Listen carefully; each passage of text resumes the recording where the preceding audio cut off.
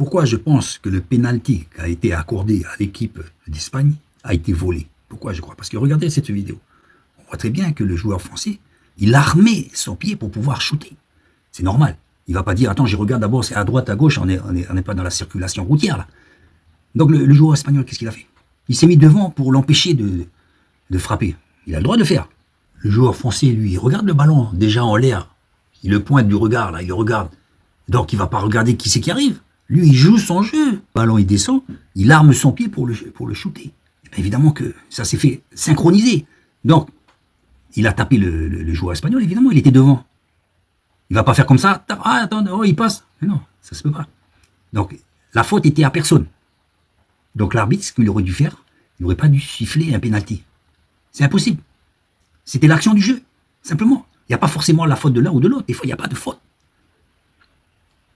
Et donc, il a sifflé le pénalty. Et qu'est-ce qui s'est passé? Donc, ça a donné de l'assurance aux joueurs espagnols. Et à contrario, qui a donné vraiment... à couper les pattes, c'est l'occasion de le dire, à couper les pattes des joueurs français. Il ne fallait pas qu'ils se laissent dominer par ça. Je vous dirai pourquoi il est probable que ce genre de situation est de l'ordre de l'action des mauvais esprits. Évidemment, vous pouvez éteindre la vidéo si vous n'y croyez pas. Et je vais vous expliquer pourquoi. Par contre, le deuxième but de l'équipe d'Espagne est très joli. Mais pourquoi? Parce qu'on voyait que c'est un but lié à l'assurance. Et bien, ils ont eu de l'assurance puisqu'ils avaient marqué le premier but. C'est pour ça. Évidemment, l'assurance vous fait faire des jolis gestes. Et donc le but était magnifique. Et après, pour rattraper ça, c'est difficile. Donc le défaut de l'équipe de France dedans, c'est qu'ils n'ont pas su avoir le moral pour remonter cet handicap du premier but. On a vu avec l'Argentine là, qui a dominé l'Angleterre, elle a eu un esprit plutôt guerrier, je dirais guerrier, de conquérant. Parce que le premier but, c'est les Anglais qui l'ont marqué. On ne les a pas empêchés d'aller au-devant des buts là, pour essayer de marquer à tout prix. Ils ont fait le forcing et ils ont fait 1-1 et après 2-1.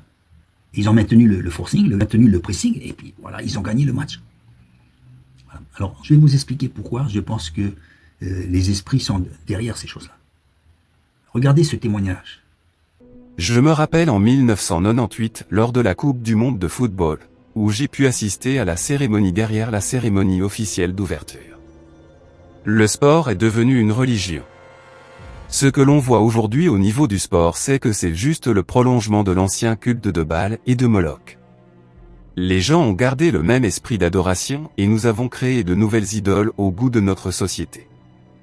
Durant cette cérémonie non officielle se trouvaient les présidents et les propriétaires des équipes. Il y avait aussi des grands prêtres satanistes qui ont fait des sacrifices d'humains et d'enfants pour les esprits.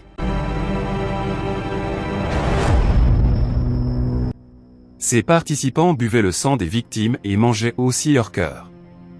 Et c'est ainsi qu'ils récurent la puissance pour bénir la cérémonie en les persuadant d'adorer et d'apporter l'excitation. Parmi eux se trouvait le président de la République, des pasteurs très célèbres, des prêtres, des membres de sociétés secrètes ainsi que des businessmen.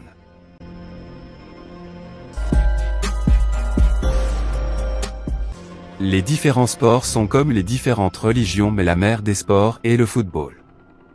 Vous avez aussi le basket. Maintenant regardez, le terrain de sport est un sanctuaire car il a une dimension spirituelle. Chaque joueur est une étoile et une idole. Comme pour Baal, le dieu de la fertilité et de la guerre, regardez les sentiments que vous pouvez avoir quand votre équipe perd le match et que vous voyez votre voisin éclater de joie juste à côté de vous pour célébrer la victoire de son équipe. La haine ne commence-t-elle pas à venir? À cet instant tu oublies que tu es chrétien et tous ces liens invisibles détruisent ta spiritualité. De toute façon, ces choses-là se passent pas seulement dans le sport. Vous savez que dans le monde des affaires, ça se passe aussi, pour ceux qui le savent. Dans tous les domaines, les esprits sont à l'œuvre, jour et nuit, et de manière incessante. Le monde est à eux. Il faut le savoir. Les choses ne sont pas encore révélées clairement, comme ça le sera bientôt, mais le monde leur appartient.